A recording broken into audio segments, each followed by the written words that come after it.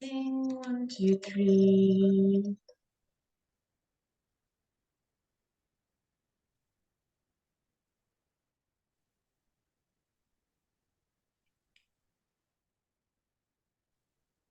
Do I want to show something? Good morning. Is it just you and me, Bonnie, so far? That's right. We are the party. Good morning.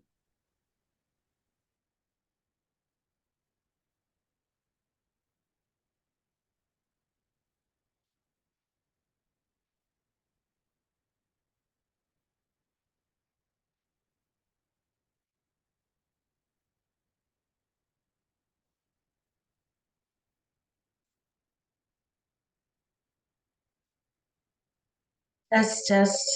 Can you hear me okay? I don't know if it. Yes, ma'am. There you are. It kept telling me my microphone was muted, but I'm like, no, it's not. It's a happy. It's a Monday, let me tell you. How are you today? I am good, but this is why my camera is off, man. It was a Girl, rough night. are you kidding me? Look at me. It's okay. We have an appraiser coming to our house in like 40 minutes, and we've been running Oh, around crap. for the last hour trying to get things like picked up and cleaned up because the contractors were here until like 10:30 last night. So Oh, they sweetheart, were that is here insane. for 15 or 16 hours yesterday. I just by like hour 9 or 10, I'm like, get out of my house. Just get out, you Oh, know. hell yeah. Oh my golly. I mean, are they down to just a quick punch list or We're what's we're left to that do? we're that close now, but after working 12 hours on Saturday and like 17 hours yesterday, they were just about done, but I went to go check on like two of the bathrooms and I don't like at all how they look. So we've got some more work to do Oh. in the bath. Is it the tiling or what did they do that you're not pleased with? Yeah, like we had opted to glaze some tile, and the type of tile it is very porous, and I just don't like the way that the glaze looks on it. So that's going to end up having to get Okay. ripped out. Um, and then the Oh, vanity top, I thought I could get away with just keeping the same countertop, but everything else is so beautiful, and that's so ugly that it looks dumb. oh. It looks like I cut a corner, and I don't like so, so now I can Right, spend right. a But little bit more money on a new vanity in there. So sure. yeah, it's gonna be okay. Uh, Have well, you had some viewings? we've only had one showing, and that couple wanted something that was more open, like an open Okay. floor plan. So it's gonna be okay. You know, I'm not Mm, stressing about it. yeah. It'll happen when it's supposed to Gosh, happen, no. but it's just been a lot. That's right. You know, I would like to just take a Oh, shower. They've messed up with my water pressure.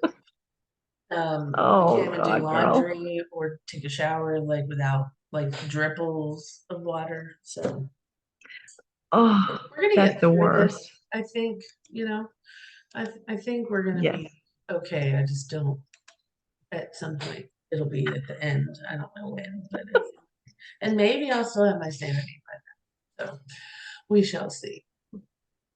Hi. Yes. I think I saw Cindy trying to get on. I think she's here. Maybe. I'm There she here, is. but for some reason my video's not working. I don't, can you hear me? I can hear you just fine. I And don't know why my video's not working. Bonnie doesn't want her video working, so there's that. So and I wished mine wasn't on, so there's that too. But it's okay. Happy Monday. We are going to talk today about vetting, just some suggestions of questions to ask when you're vetting lenders and title companies. So today's class is not super exciting, but it's really important because what I have found is that agents will, a lender will call them and say, "Hey, can I take you to coffee? Can I take you to lunch?" Or some of them will even be even more creative and say, "Hey, let's have a day at the shooting range, or let's go to a tequila tasting, or whatever the new creative, inventive thing is." Some type of event that they get you to show up for, and because we go to those types of events, or because we've met this person, we kind of feel obligated to use them, when in reality they might not be the right fit for you or your client, right? They might be really nice, they might be really generous, they might even offer to sponsor some of your events or whatever it is. But are they the best fit for your client? Are they going to provide the best service that your client needs? That's a whole other question. So what I have are some questions that I would recommend you ask your title and mortgage company. And I'm going to go through each one and kind of explain to you why that's important and make sure that you understand why I'm asking that question. For both of you, this may be like super boring because you're kind of seasoned agents and you probably already know why I'm going to ask these questions. And so some of these things might be more geared towards a newer agent. But just stick with me and understand, you may not have thought about some of these things. So, try to hang in there with me on that. I just got the dog. All right, so let's start with the mortgage provider first. I always want to know, so first of all, let me back up because I want to ask you to. Obviously you have recommendations for me as a team leader. You guys always try to ask me like, who do you use for such and such, but you have the freedom to choose for yourself who you use and who you recommend to our clients. In general, most of our clients don't already come to us with a defined relationship with a mortgage person already or a title person. They may have a lender, but very rarely do they already have a title company. So they're going to look to you for reliance on that, except for my clients yesterday, Bonnie. They already have an established relationship with Birthright Title. So they already know people in so many industries related to real estate Oh, yeah. that they don't really care who I recommend because they already have a very personal relationship with Birthright Title.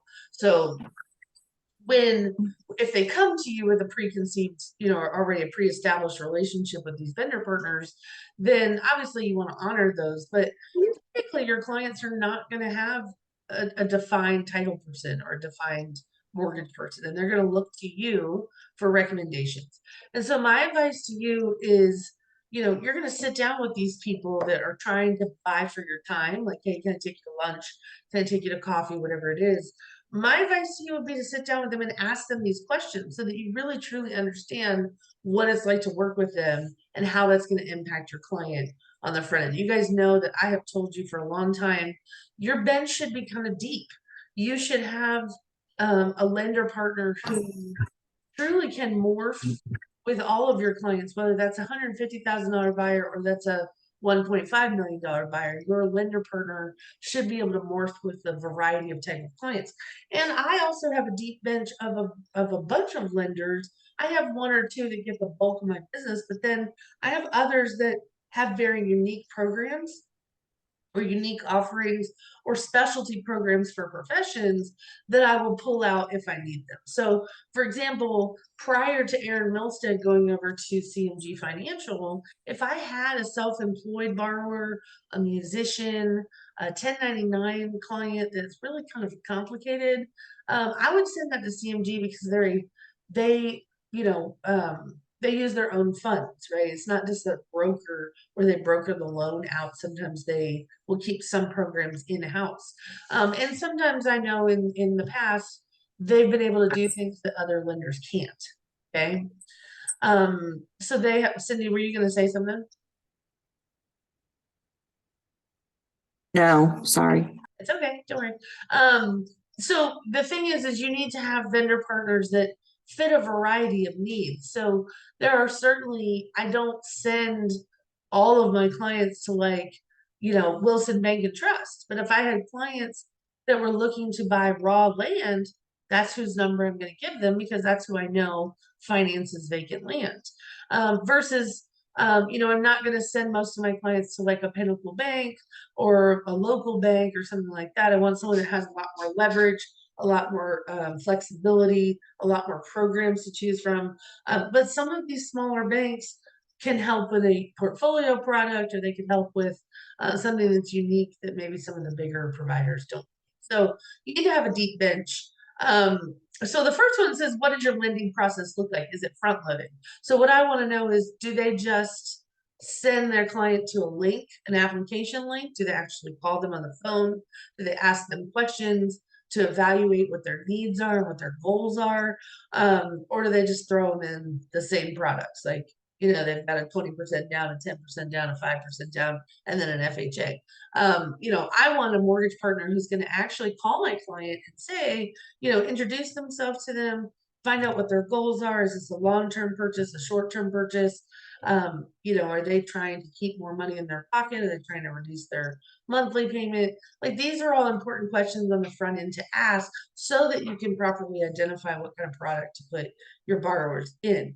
And then, is it front loaded really refers to, there's some mortgage companies out there that actually fully underwrite the loan in the first 7 days of that loan application. So they have looked at W-2s, they've looked at tax returns, they've looked at, um, you know, bank statements, they've looked at everything that they really need to, and have fully underwritten and approved loans so that there's no surprises.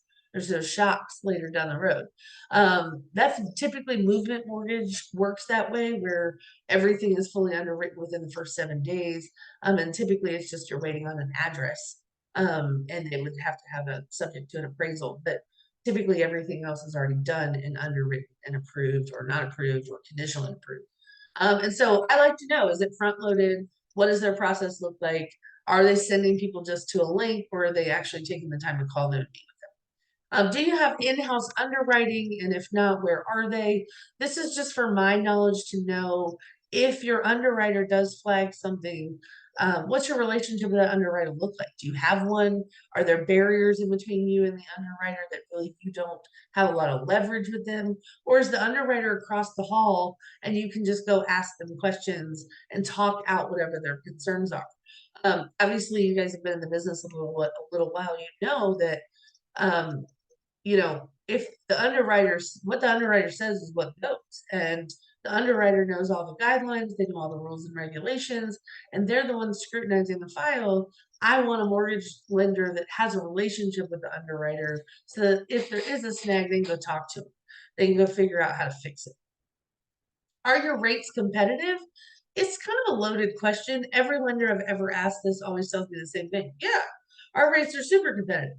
But I know for a fact around town that their rates are an 8 to a quarter% higher across the board. And for some instances, even one whole full interest rate percent point above higher than everybody else's. That whole sentence really did not make sense. All the words came in at the wrong. But y'all can laugh at me. It's a Monday.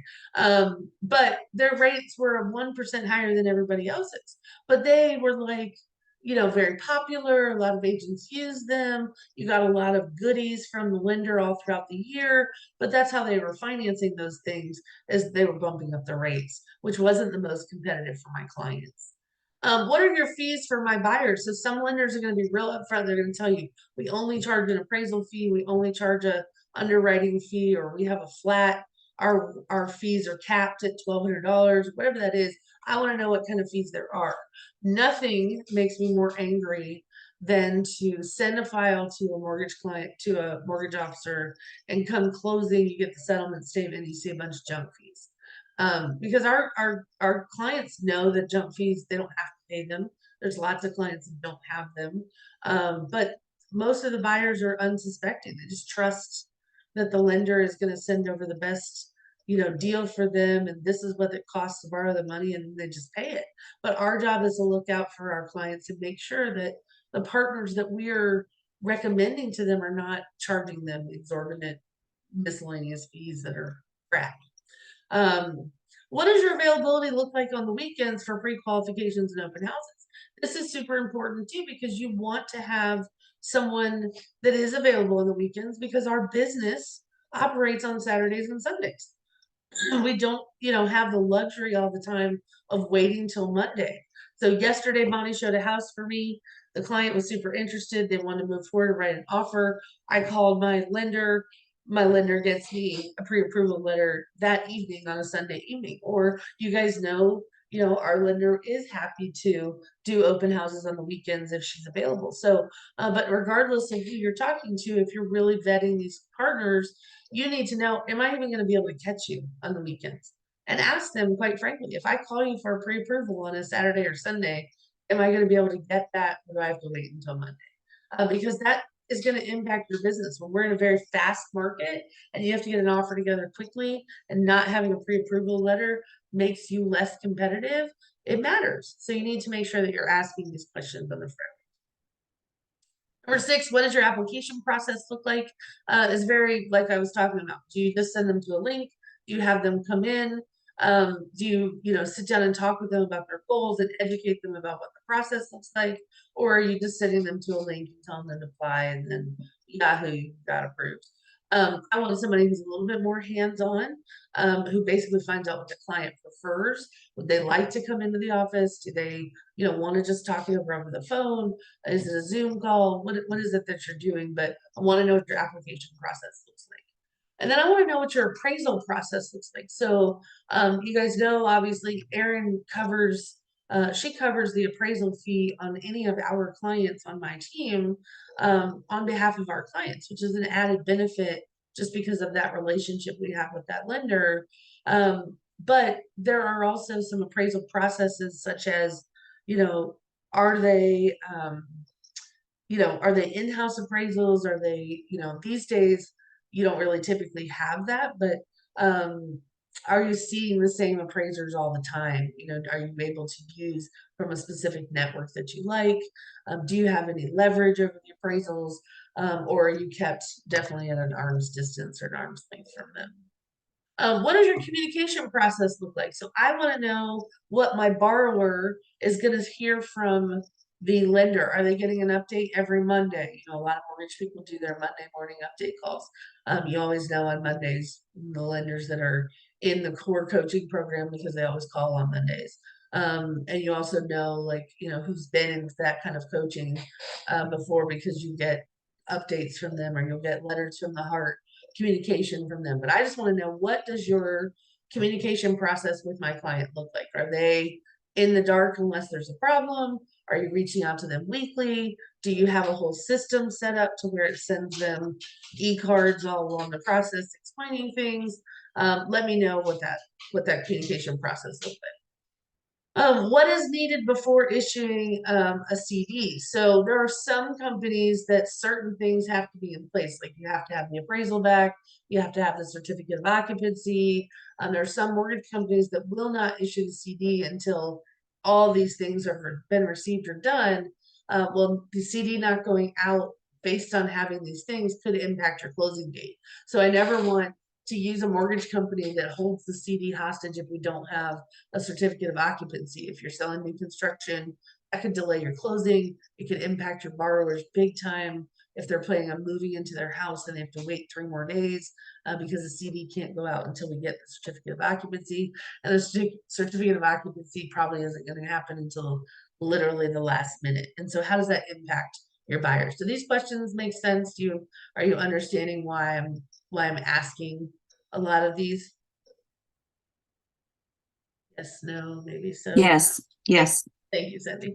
Just making sure you're still here and awake.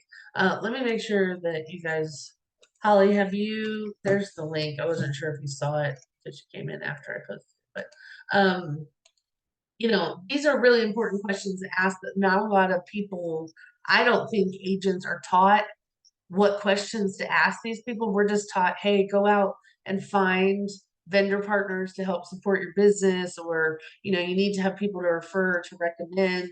And I kind of broke these down a little bit further, because I feel like a lot of these questions, there's very specific reasons why I'm asking them, and they come from experience of things having gone wrong in a file, or things happening that I learned the hard way that I should have asked some of these people up front. So you're learning from a lot of my mistakes. Lucky you.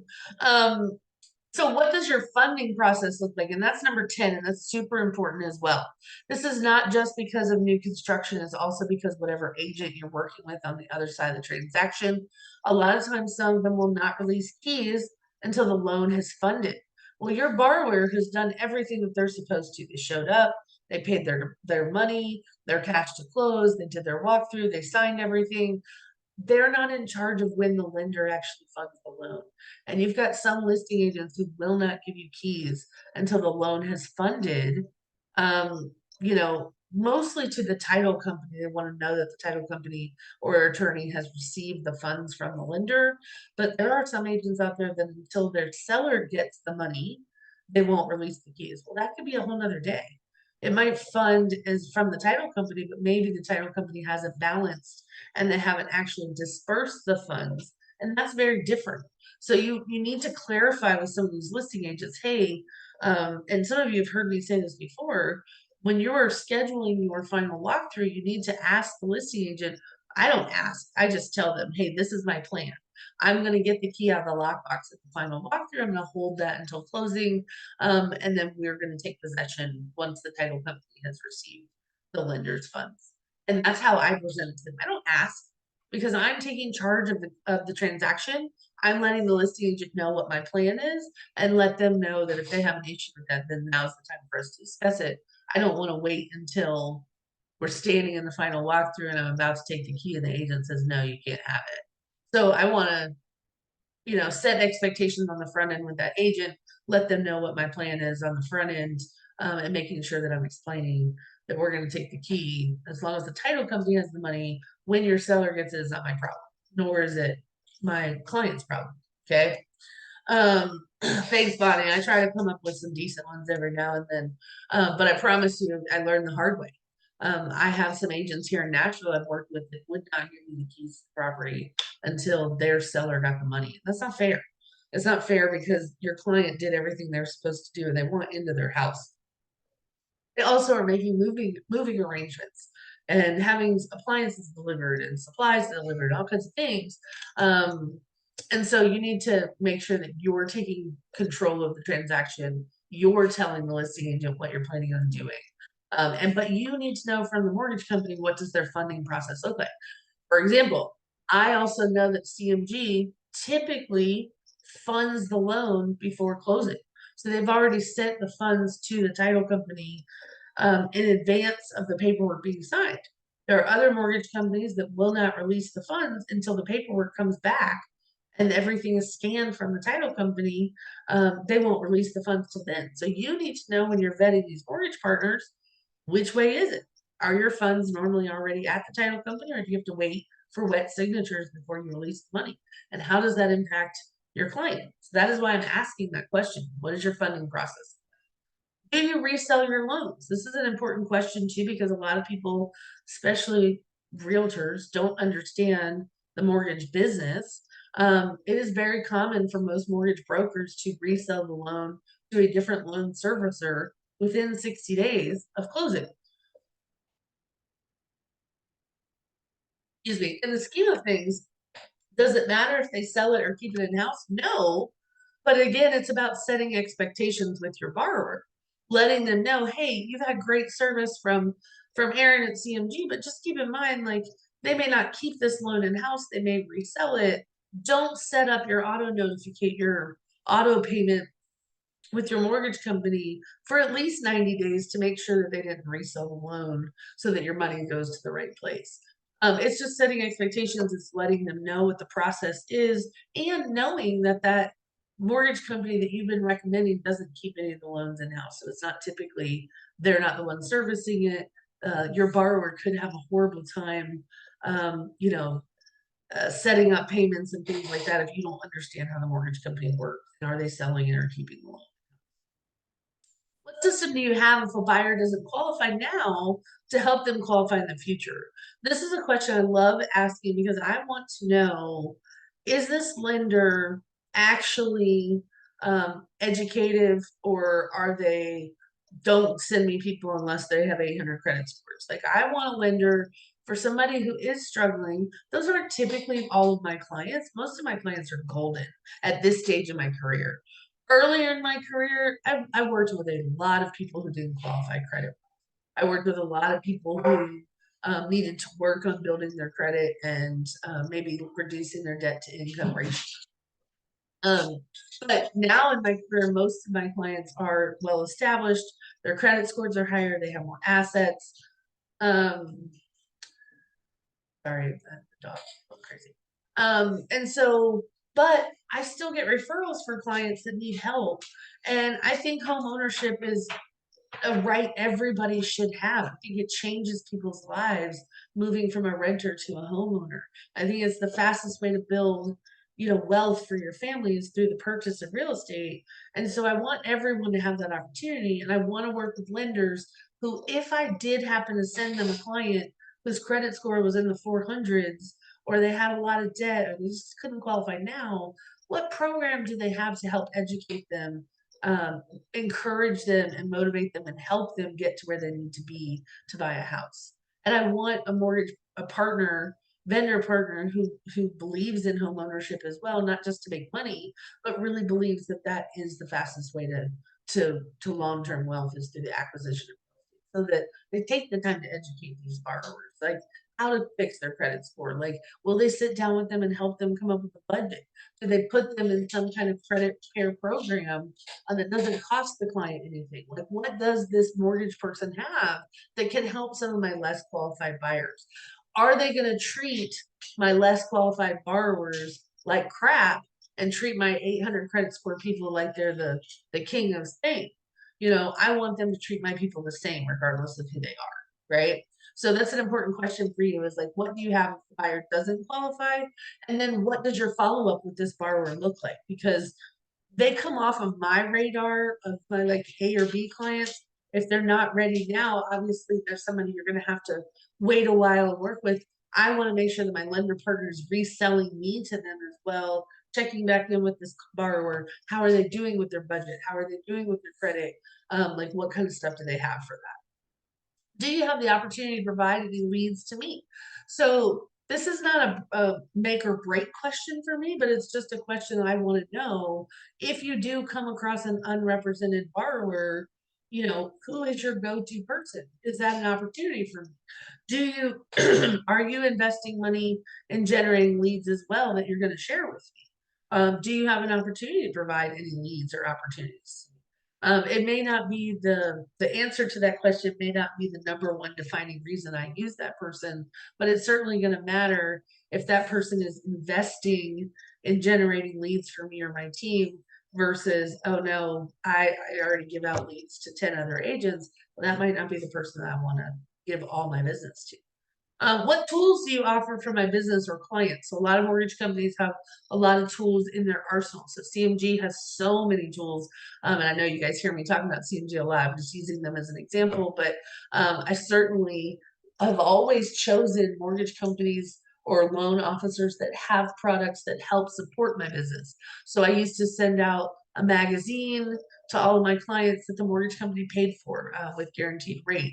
There's also like a portal that clients could go to, or I could go to and create marketing materials through that mortgage company myself. I didn't have to actually call the lender and tell them what I wanted. They had a whole portal of things that I could download and use in my business. So, what tools does this mortgage company have that can help you grow your business? And I think that's a question that a lot of agents don't ask the mortgage person. They just assume the mortgage person is going to tell them if they have something. Well, I'm here to tell you that most of those companies have way more tools than the lenders even know how to use or understand enough to tell you, hey, we've got this great thing you should see. But if you ask, they will come back to you with a whole list of things that they have that is available that you may not even realize you have access to, things that you might even be paying for on your own that you could have gotten for free through the lender. And there's tons of things like that, like a home valuation link.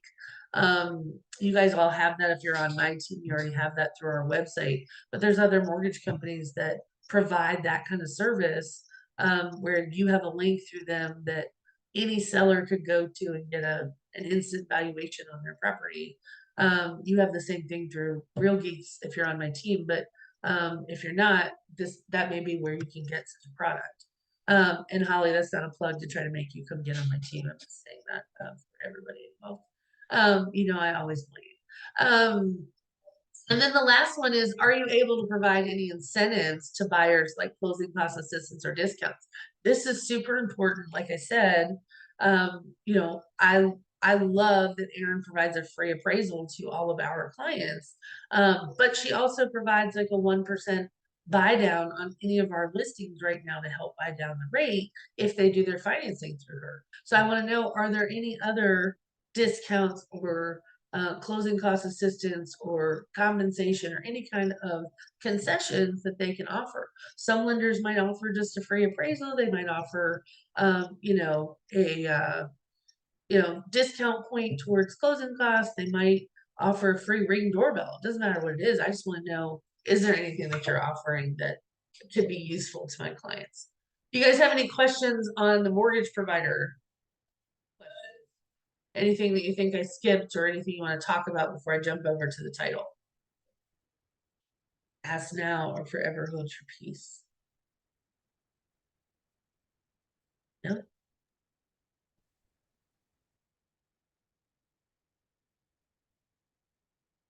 Okay. Are you guys still awake? Yes, Okay. Thank barely. you. Barely. I really wish I had this list when I first started because we would Yeah. have lenders popping into our open houses. And, you know, this list is amazing. Yeah, they definitely do pop into your open houses. That I've seen a lot more lenders go from open house to open house to meet you. I promise you, when you first get in the business too, every lender and their mother wants to call you and invite you to lunch or coffee or whatever it is that they've come up with. Most of them are not very creative on the activities. And if you took a lunch every day or a coffee every day with a lender who's trying to earn your business, you would not actually be working in your business. And so I have had to learn over the years, and obviously the more experience I got, the more I sold, the more volume I had, the less likely, um, the less likely I wanted to, you know, I, it was just, I didn't have time for it. And so sometimes I had to be very brutal and just say, hey, I don't have any more vendor appointments available this week. Because, unfortunately, you have to be protective of your time. And if you took every coffee appointment they wanted to make, if you took every, lunch date that a lender person wanted to take you on, like you're not actually meeting with clients who are going to send you business. And the title person is not going to give you any business.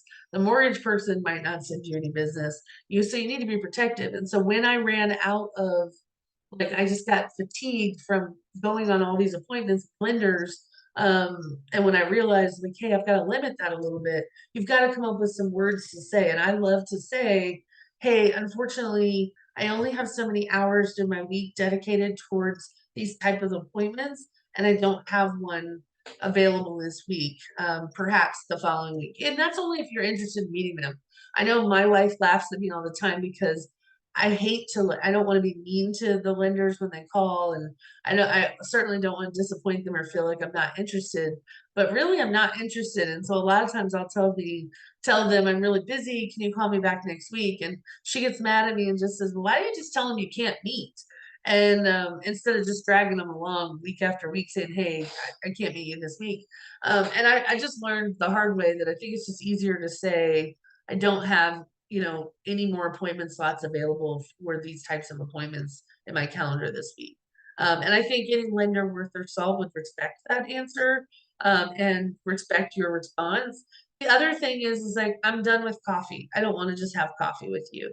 I really want to get to know you. So if you're trying to earn my business, you're going to have to think of something more fun and creative to get me to come meet you, because my time is very valuable. And so if it's not fun, or if it's not something that's like more personal and relatable, I'm not really interested. And so I do decline a lot of coffee meetings from a lot of vendor partners that are trying to reach me or my team.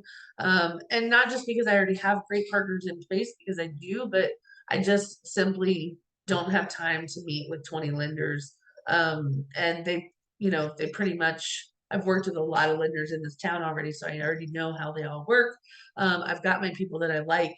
And if it ain't broke, don't fix it kind of thing. I'm happy with my people currently, but I'm always willing to give people an opportunity to pitch to me what they have to provide. But I am going to protect my calendar. And if I don't have time for that, I'm just going to simply say I don't have any appointments available this week for that.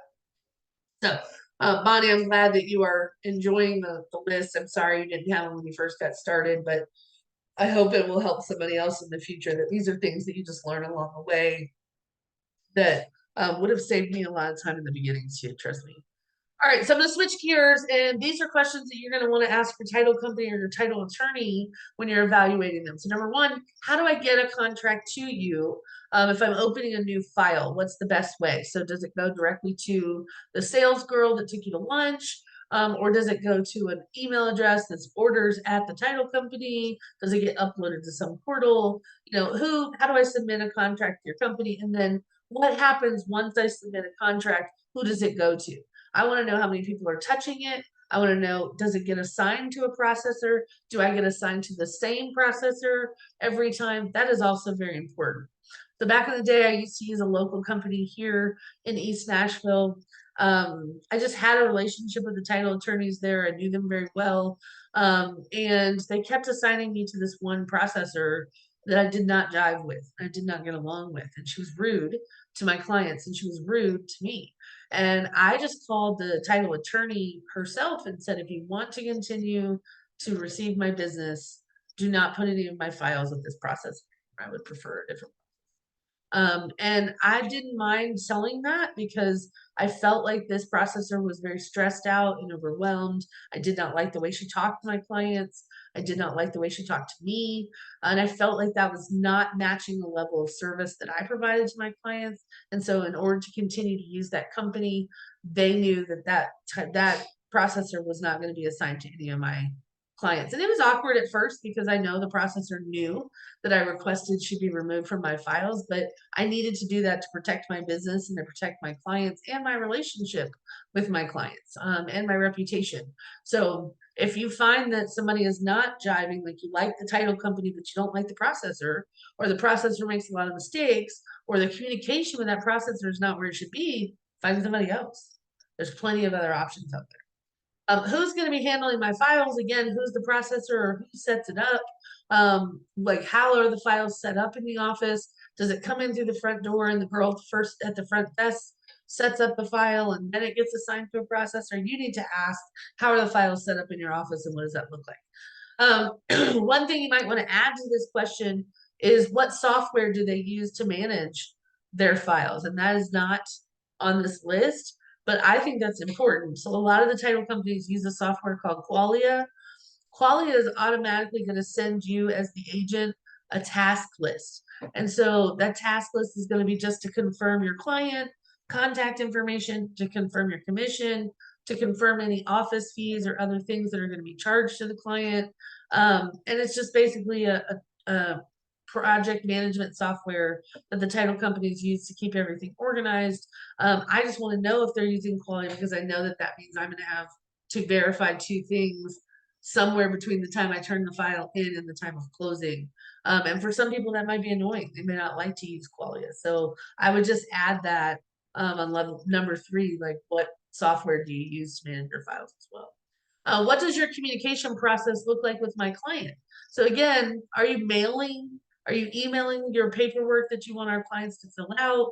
Are you mailing it through the mail? Are you calling and introducing yourselves to the client? I want to know how often you're going to talk to the client throughout the process. What does that look like? And then is it also malleable according to the client? So if we have elderly clients that don't do email, that are not doing electronic forms and things like that, do you have the way to adjust and pivot for that client that doesn't do that? Number 5, I want to know, what are your fees? So you guys think all title companies are the same because the title rates are established in the state and they are the same from title company to title company. The only difference is the fees that the title companies charge. So you may not think that's a big deal. Most title companies, the fee is like anywhere from $3.95 to $5.95. But there may be some additional fees that you don't know about. So I used to have a partnership with a local title company called Closed Title when I owned my firm in Franklin. They're based out of Florida, but they had local offices here. Loved the processor.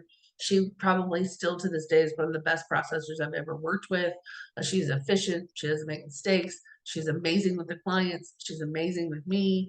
She has incredible communication. I don't like the title company though, because they charge and sneak in about $500 extra fees that are actually in the client's benefit. They're additional searches that they charge the client for. They charge the client for the title search. That's not usually charged to the borrower, by the way. Usually the buyer just pays the settlement fee, which is like $450 or $495 to the title company. But this particular title company was charging the title search.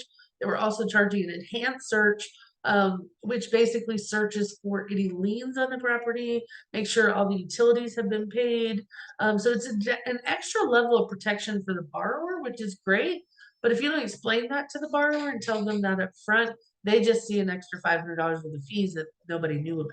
Your lenders typically don't know, unless they work with that title company a lot, that these fees are included. And so their estimates would be off by $500. Well, for some borrowers, that's a big difference. So I want to know that. So do you have any fees that are not explained? Are you charging ridiculous wiring fees? Are you charging courier fees? Are you charging overnight fees? What does your remote closing look like? If my client needs a power of attorney, what is that fee? All of these are things you need to ask the title company so that you know. How will you communicate with me during the process? So most title companies you don't hear from unless there's bad news. You're not going to get calls from the title company that says, "Hey, we got your title work back today. Everything is clear." It's more like a no news is good news kind of deal, which is also not how we operate. Typically we over communicate things, and we want our clients to be communicated with along the way too, in a way that there's no surprises, right? And so, I want to know, are you actually calling the client? Are you emailing them?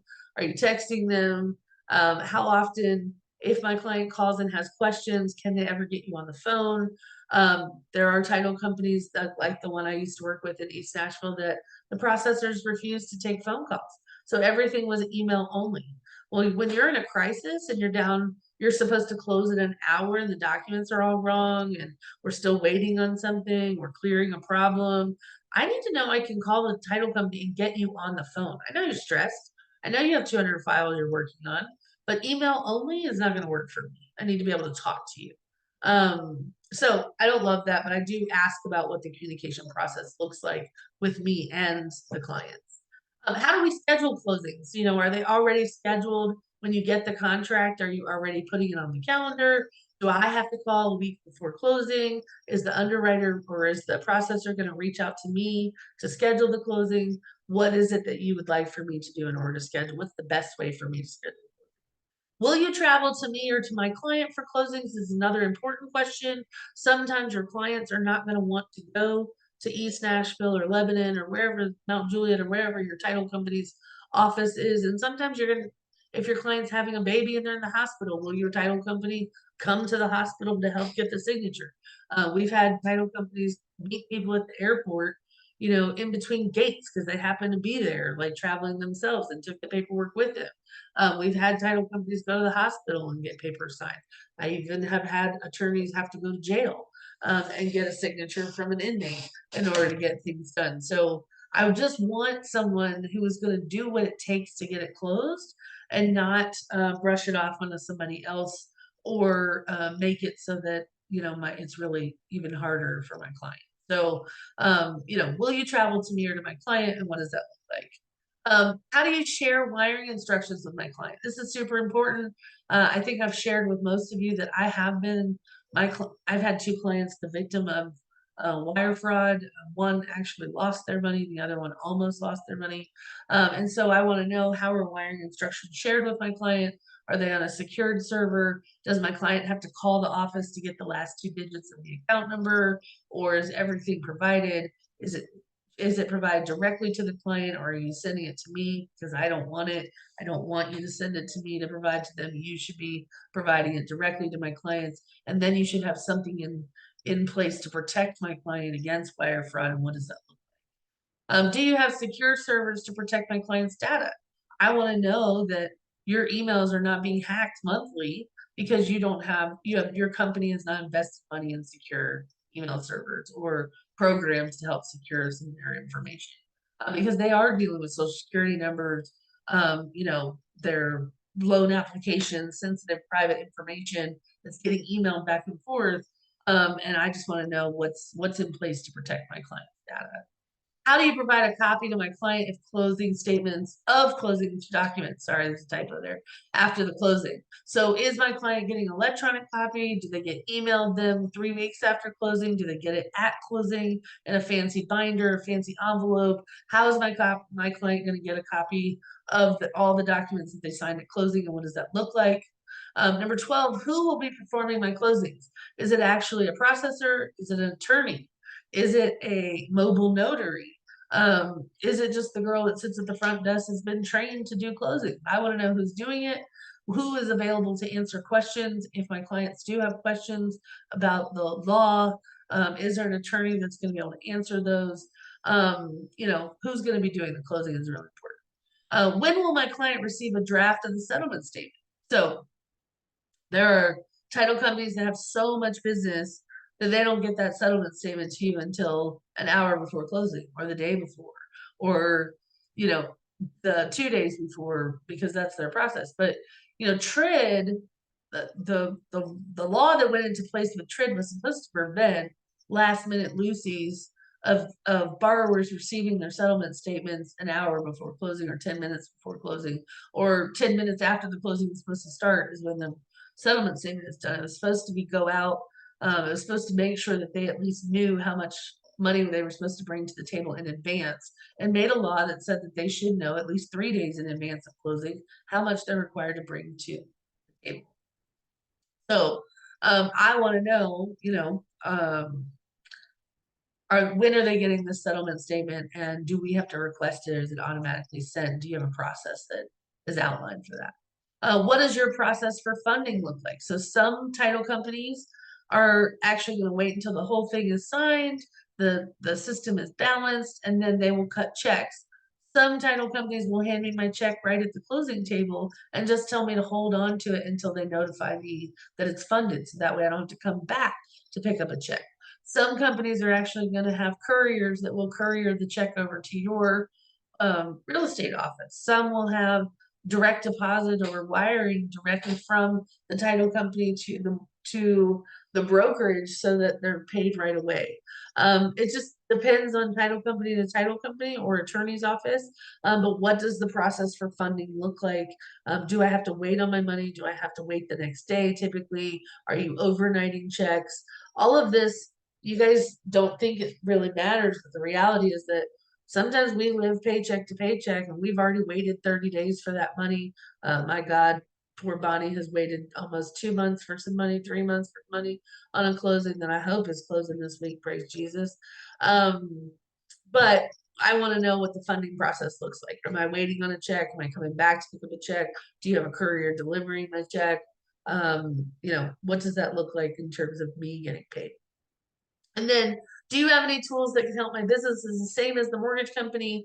Is there something that the title company offers that helps you, you know, that is going to help you grow your business? Do they have a marketing director that will also do flyers for you? Or if you get a listing that will run a title search for you? Or if they, can I ask you guys to run pull covenants and restrictions for me if I can't find them? What is it that title company can do to help you with your business? Are they able to sponsor events for you? How are they pouring into your business? How are they rewarding you by sending your clients their way? The other question I want you to add to this, which would be number 16, is there anything that you do on closing day to make my clients feel special? So does their name go up on the TV? Do they get breakfast? Do they give them a bottle of champagne? Do they take pictures for them? Do they like to collect keys, or the keys they don't want to? Most title companies do not want to be your key hoarders, so they would rather you handle the keys to the clients with the listing agent on your own. But is there anything special you're doing? Are there balloons? Is it a festive event, or is it serious? I want when my clients close, I want it to be fun. I want them to be excited. I want them to be happy. And so who doesn't love balloons and cake, confetti, champagne, whatever? Is your title company doing anything to make this an experience, or are they just there to shove papers across the desk? I had during COVID, one of my borrowers was closing on new construction, and I understand everybody had their COVID protocols, and that's totally fine. I respect those. But this attorney basically came into a room, introduced himself, shook her hand, told her who he was, and then basically said, I'm going to be conducting your closing, but I'm going to be doing it in the room next door, and I'm going to be on speakerphone throughout your transaction, to explaining the pages to you. It felt very institutional. It did not feel personal. She was in a room by herself. Um, and I was watching through a window. It was not an experience I would recommend for anybody. But unfortunately, this builder had selected that title company, and so that's who we were forced to use. But this is not my preference. So again, I'm going to ask: are there any tools that you have? How do you make this experience, more useful and more joyful, and celebratory? Sorry, guys.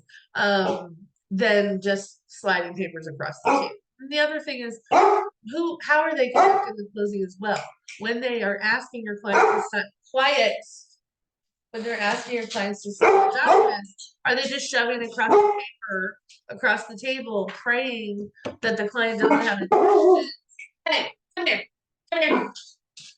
Are they praying that they don't have any questions, or are they explaining, hey, this is your deed of trust, this is what it says, this is what it means? There are a lot of title attorneys that conduct closings that just, get caught up in the chattiness and they're shoving papers across, but they have not explained to the person what it is that they're signing. And for a lot of first-time home buyers, they don't know what these documents mean. They don't know what they say. So they have a lot of questions. And so I want to make sure that I'm partnering with a title company that can read my client and say, you know what, this person might need a little bit more hand-holding. They might need a little bit more time to read through the documents or look them over, or they may actually have questions about the documents, and I need you to be prepared to answer those questions or to explain them with patience, right? I did have an attorney once that my client was the attorney, and then I had a title attorney closing it, and they were irritated that my attorney client wanted to read all the documents. Well, what attorney do you know that's going to sign something without reading it? Even if it is closing documents for a purchase, attorneys are going to read everything. And so they got very irritated with my client. I can tell their attitude changed, and they started to get annoyed and irritated with my client, and their tone changed. And that was the last time I used that title company, because this should be a celebratory event. We have carried this transaction this far. You don't even know what all has happened to get us to closing. And now I want my client to be really happy on closing day, and you've treated them like they're a nuisance. So you won't be earning my business again. And I'm just here to tell you that you guys, these questions are ways that you can control the transaction. You can control if your client has a good experience or a bad experience by asking a lot of these questions on the front end to make sure that you know how things are going to transpire. You know the way that the company works. You don't have to send them 20 deals to find out the answers to these questions. You've asked on the front end, and you know what their processes look like, so that then you can set valid expectations with your client as well. Does that make sense? Any questions that you can think of that I didn't ask or that I didn't explain, or commentary on any of the questions that I shared, or why I asked them? Yes, no, maybe so. You guys must be I'm multitasking. actually gonna be meeting Stephanie Luna in the next couple of weeks, and thank you for that recommendation. She's been a dream to work with, Sure, and she's great. these are great questions that I can kind of dive deeper in with her. Yeah, Since in Washington State, the relationship between agent and title is almost it's as revered as much as lender and agent. So these are great questions. I love them. Thank you so much. good. You're very welcome. I'm glad they're helpful. Anybody else? Yes, this was very helpful. I Good. appreciate it. Thanks. I'm glad, because again, I sometimes when you're experienced, you guys, I think that you don't need these questions because you probably know to ask, but until someone shows you, then you realize, hey, am I asking these questions? Do I know the answers? Or am I just referring these people because that's who we refer to, but I don't really know how the answers to some of these myself. So how can you hire somebody if you don't know what their whole process looks like? I want to know from start to finish what it looks like so that I can make sure that my client is having a great experience, so that I can make sure my client is happy, and that their level of service mirrors and matches what I'm providing. Okay. Next week, I gotta go to my handy dandy little note here to find out, and I gotta scroll for a minute, so give me a second. Back a little far from my planning. Next week, we are doing harnessing the power of a virtual assistant. So we're going to talk about what all you could leverage a virtual assistant to do. I'm going to talk to you a little bit about skill sets that you should be looking for if you are thinking of hiring a virtual assistant, some resources of where the best places to hire them are, what you can expect in terms of difference of pay versus somebody that you just hired part-time for admin help or something. But the best things that I think to leverage to a virtual assistant, and then just how to, put some benchmarks in place to measure the effectiveness of the virtual assistant. Like, is this worthwhile? Is this worthy of my money? Should I continue to use them? And so just addressing some kind of things that you may not have thought of that you could offset to a virtual assistant, and really how affordable it might be. So I hope you're looking forward to that. Hope that will be helpful to you. I hope you guys go out. I've got to go meet this appraiser, but I hope you guys have a wonderful week. Go out and kill it this week. And I'm looking forward to seeing you guys next week. Same bat time, same bat channel, where we talk about leveraging the power of the virtual assistant. If you need me, you guys know where to find me. Thank you so much for being here today.